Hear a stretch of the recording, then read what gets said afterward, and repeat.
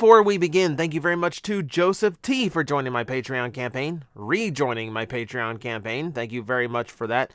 I do have people who pop in and out of the campaign from time to time as they can afford it. Keep in mind the way Patreon works now, you pay up front when you subscribe. That does mean that if you need to pop out and pop back in, make sure that you're not double paying. Make sure that you're not paying twice in 1 month.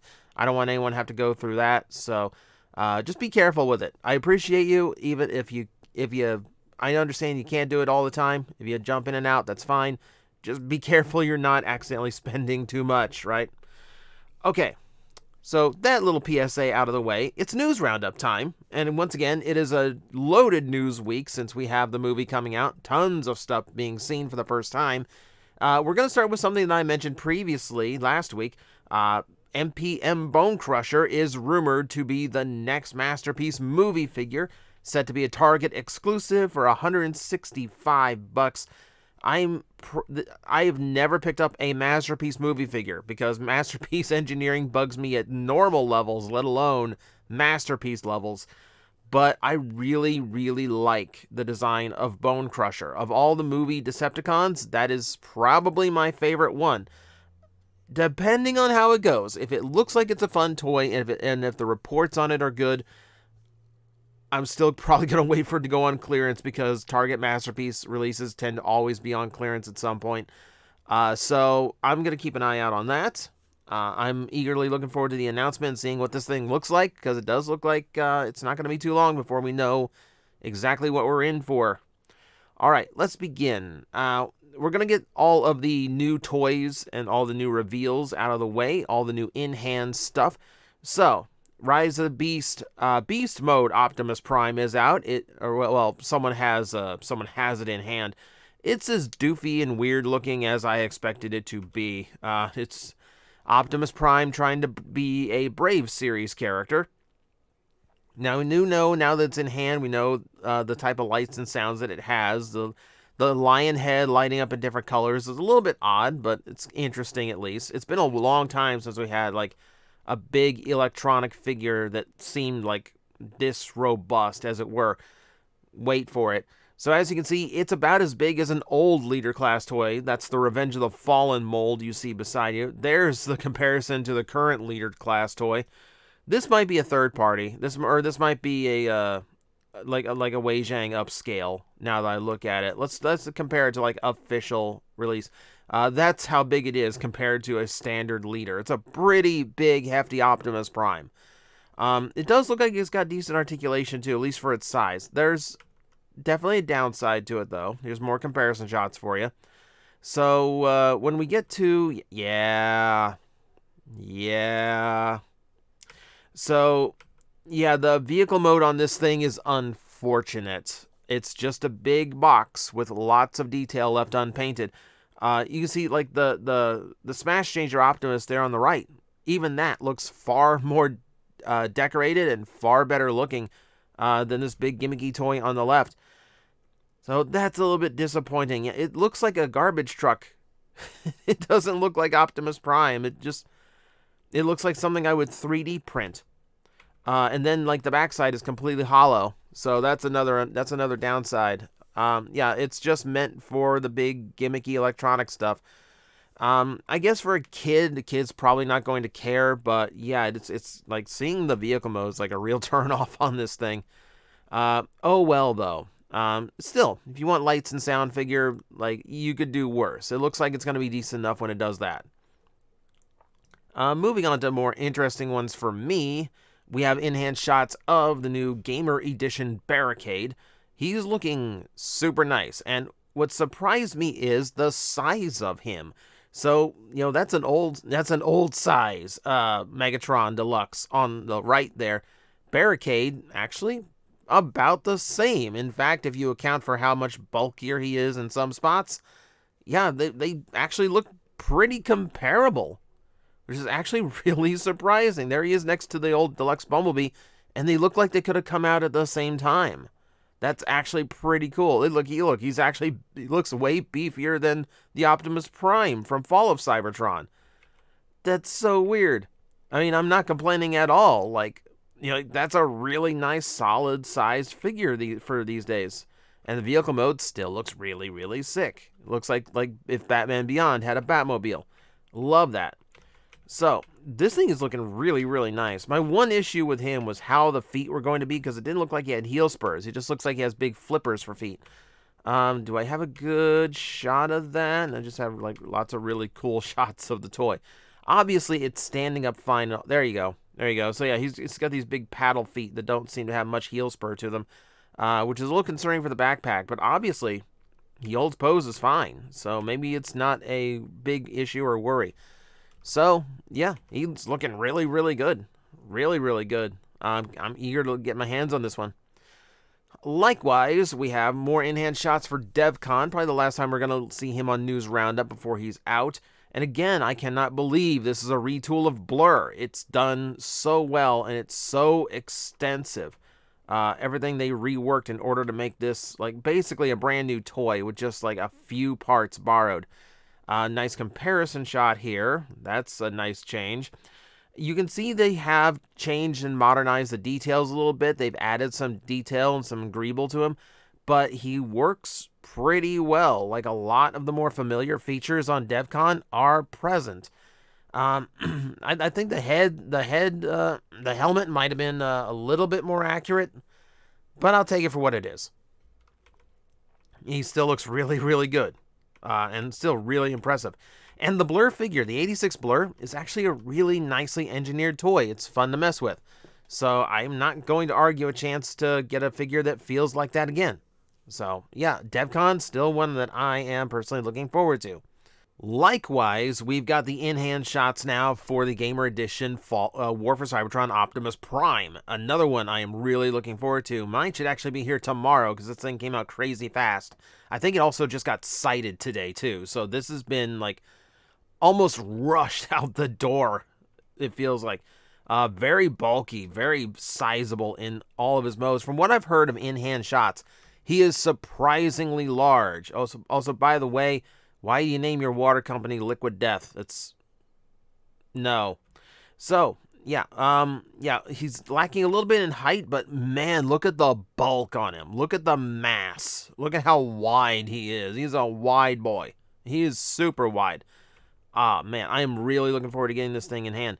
I've seen some people complain that the fists are exposed in the back. It's a Cybertronian alt mode. What do you want? Like, okay, maybe a couple panels there could cover it up. I don't find it necessary. I don't really think it's that much of a deterrent. It certainly looks better than the Beast Mode Optimus Prime did.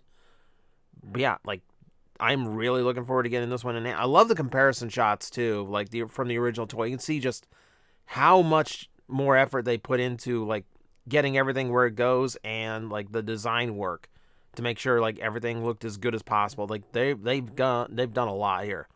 So that, yeah, I'm super excited for this one. I think this one's gonna be really nice. All right. I think last week we mentioned that there was a campaign in Japan for a free Battle Master if you bought enough modern Transformers for Rise of the Beast. And now we have it in hand. This is the Burning Plasma Blaster. If you want a very unique item out of Japan, this one is now in the wild. Translucent body is a little concerning because of the hinge in the middle, but, you know, if you want this just bright red gun figure, it is available. Available. It exists.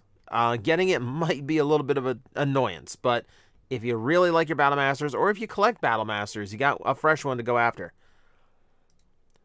Moving on. Legacy Evolution Axelgrease got behind the scenes. We get to hear just a little bit about what went into it and who went into the development. Obviously, it is a retool, so not as much of engineering went into this one, but still works. It is pointed out that she is using the inverted colors of the Junkions they use for Shattered Glass. I believe Shattered Glass actually used the Insecticon color schemes, not a mirror, not a reverse color. Mark also mentions that they checked when they thought to make it a female Junkion. They checked the archives and realized Nancy was the only named girl in the lore. Wrong. In the G1 lore, yes, but in the expanded lore, we have Ramage from IDW. So, yes, and it's weird for Mark to forget that because the previous one, Crash Bar, the motorcycle, was actually at one time planned to be Ramage. The engineering did not accommodate for her natural transformation, though, so they scrapped that plan. So, a little bit of a, eh. But, I don't think I think this is worth it just to get a little bit of buzz, and more importantly, just to get really nice action photos of the new toys, because there's some really interesting poses going on here, and things you can actually do with the toy. There's your big, like, scrap part Junkion. Super cool vehicle mode. Like, this is where I think this is, like, really nice. The behind-the-scenes info is rarely any good info. It's really just hype and fluff.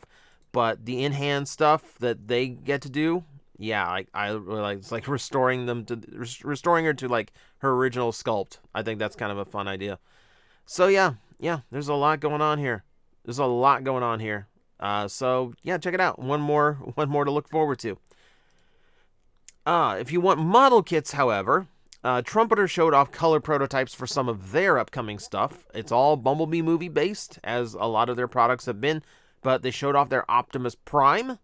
They've also shown off their Starscream and their Seekers, which is going to be Thrust and Skywarp. And you can see they actually did designate some differences between the two, the direction of the wings and that extra spire behind the head instead of the typical the typical, I don't even know what you call those, like intakes, the jet intakes beside the head. They've done a lot. Well, I guess they're there. Okay. I need to slow down. Point being, there's 3 Seekers coming out in these model kits, and the Trumpeter kits are actually pretty small and inexpensive, so if you just want like a horde of Seekers, that shouldn't be too hard, except for the fact you have to put them all together yourself. So, more model kits, and not expensive ones. We'll talk about an expensive one here in a bit. We also got a description of a toy.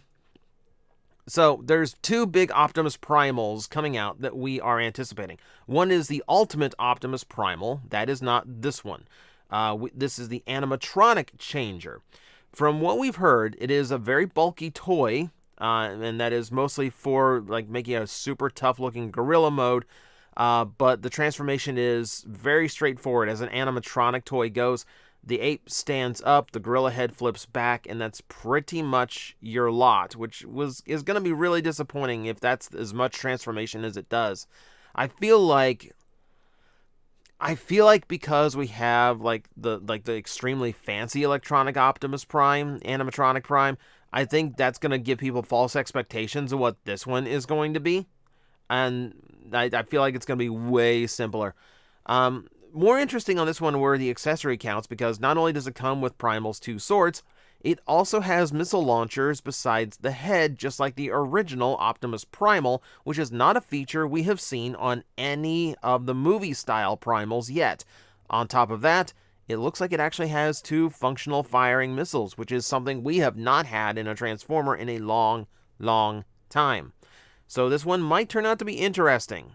Just basically depends on just how animatronic this thing can get, and if what it can do in robot mode makes up for what sounds like a very limited transformation process. Moving on, let's look at some posters really quick. So we've got a brand new poster. This is in for the French dub, where Mr. V, a performer in France, is going to be the voice of Mirage. But it's a nice close-up look at Mirage's head. I didn't realize his head was so asymmetrical on top. That's a little bit weird for me, but Mirage still not looking too bad for a movie figure. And then we had this poster that this one is fun to work with, not only because it looks like they're opposed to each other, but also like this is literally the truck or monkey poster. This is the 30-year-old meme printed. Oh my, okay, this is cool. This is cool. I can imagine people getting this just for the irony.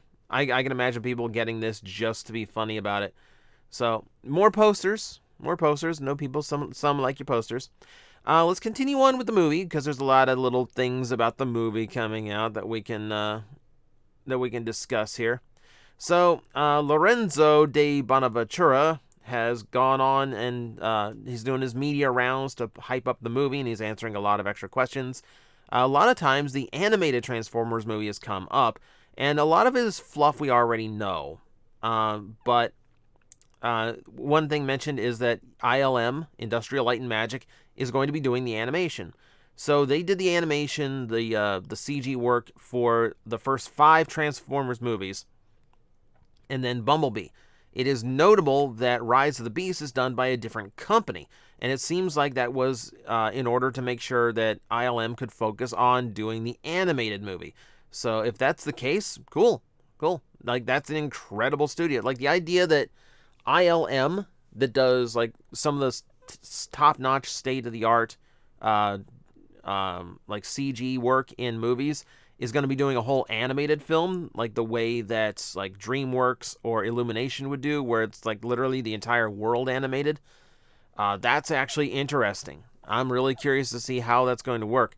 They are mentioning how expensive it is because they have to basically animate all of Cybertron, but hey, it might actually be worth it. And apparently, from what we've heard, like, this is going to be, obviously, it's going to be an origin story for Optimus and Megatron. I'm really curious what origin they go with at this point, because the movies have splintered in so many directions. It's hard to keep a continuity together. Are they still brothers?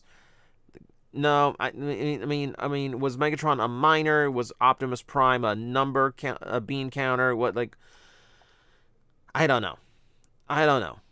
It'll be interesting to see what the movies have to say about the origin of Transformers, because I doubt they're going to go with something that is familiar to fans. I think they're just going to kind of make up their own idea of how it works. All right, so there's more. Lorenzo's been around a long time. He's been going off on a lot of this lately. So the movie will focus on the story of a young Optimus and a young Megatron, how they evolve into the characters we know today. Entire movie set on Cybertron. Origin of Transformers will be explored. That'll be fun to find out what their origin is. It's just like, Allspark crashed on rock, everything became metallic, Transformers came up. I hope it's a little bit more interesting than that. It's not a coming of age story, and they want to focus on making this first one really successful. If they're going to put this much animation in, I'm sure they want to get more uses out of it. So I don't think we're going to go from like young Optimus and Megatron all the way to where like the 07 movie begins. I think we're going to have like, this is how the war starts, and that's going to be, and like how Orion Pax becomes, and Optimus Prime. That's what I'm kind of expecting here. Beyond that, who knows? We'll find out apparently in just a little over a year. It is set for July 19th, 2024. So fingers crossed that it turns out to be good, because I'm actually really curious how it's going to turn out. See, moving on. Let's be really quick here. See, if you're at CinemaCon 2023, you got a special night event that will be happening for Rise of the Beast, but we have no idea what's going to happen. There's just going to be an event. Once again, in the weird marketing of this movie. However, for something a little bit more concrete, we tune in on April 27th, where we're going to see a brand new Rise of the Beast trailer. So that's just in a few days. So I will be giving my reports and thoughts about that trailer in depth once it drops. Stay tuned for that. That's Thursday. It sounds like a good Thursday. Let's do it Thursday. Let's do it on Thursday, shall we? All right.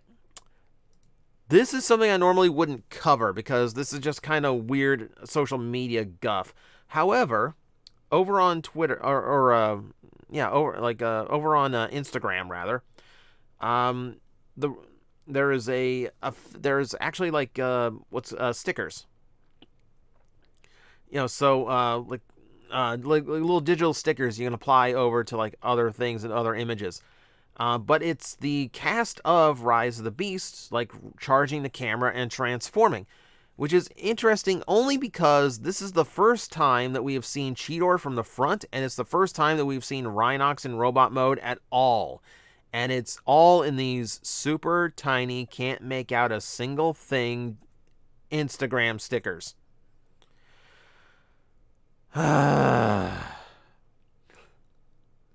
Marketing. Marketing. Tell me what I'm going to go pay to see. Marketing. Oh well. At least we know Rhinox has a transformation sequence, right? Like, I'm so worried that he's just not going to transform the whole movie at this point. Alright, let's get off of Transformers the movie stuff. Let's go into stuff that is a little bit more weird and out there for the week. So for starters, we got our first we got our first real update for Deathsaurus. The first draft of his box art is done. It is once again done by Guido Guidi, one of my favorite Transformer artists.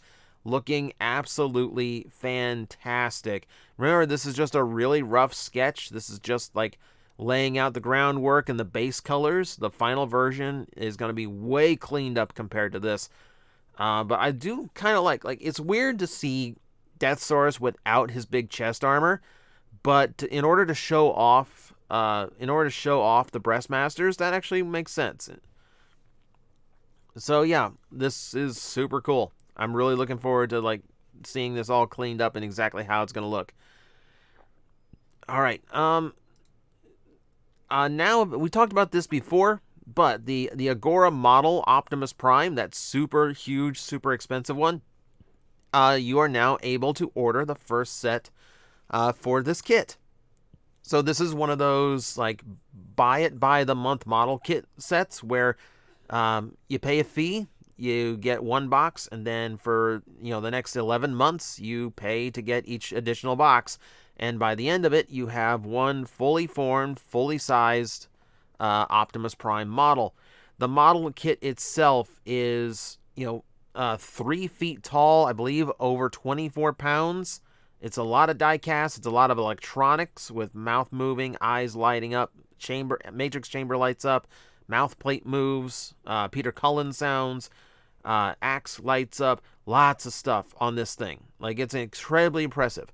It's incredibly expensive. It's $75 for the first box, $150 for each box after. You're going to be in this for, like, I want to say over $1,500, if that was what my math said. Yeah. Like, even, like, basic math in my head. Yeah, it's like $1,800 you're going to spend to get this in over a year.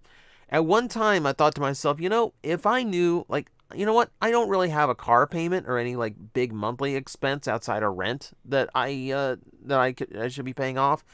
I could almost absorb this. I almost feel like I could go for this.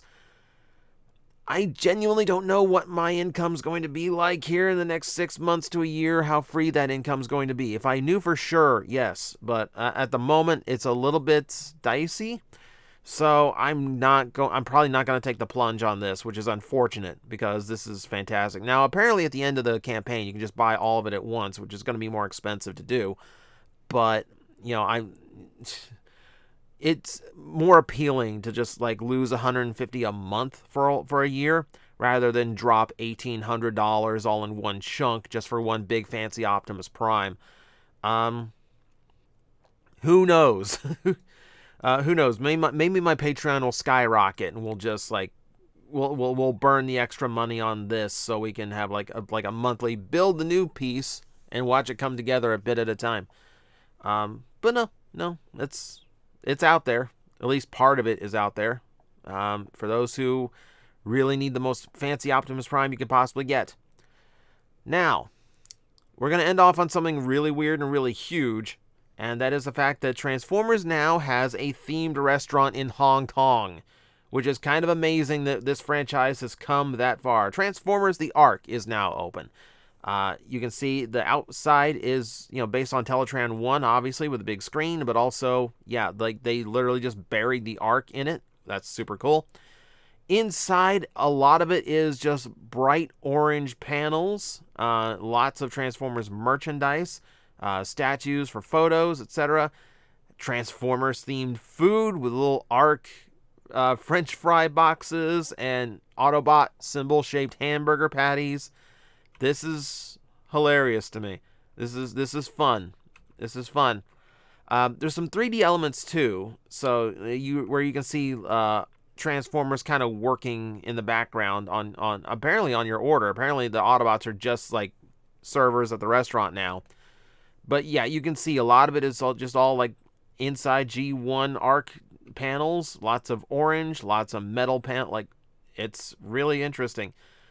Yeah, the kind of thing I would love to actually experience, but I can't fly to Hong Kong for something like this. The merch shop looks incredible. They've got huge bear bricks in the back. Super cool. Like, man, they got everything. They've got that alligator mega. Oh, okay, now I'm mad. They've got that. They got that classic Hero Team alligator Megatron that I can't find anywhere. eBay wants $40 for it. No. But no, this is super, super cool. Like, I would love to experience something like this, but man, this is just so far beyond my range. If I can't afford that big Optimus Prime model, I can't afford to go to Hong Kong just to experience this. But it's super cool for the people who can, which are probably mostly people in Hong Kong, frankly. But that's your news roundup for the week. It's been a lot of news, as usual, lately. So thank you for sticking through a longer video. Hope you enjoyed it, and I hope you're caught up on all of the Transformer happenings for the week. Thank you very much. I will see you next time. Guys, I am facing the most powerful enemy any YouTuber can face, the algorithm, and I need your help to defeat him. Hit the like button, hit the subscribe button, hit the notification bell, and leave a comment. Every time you do, we attack that algorithm and we drive it back until it can no longer defeat this channel. Thank you very much.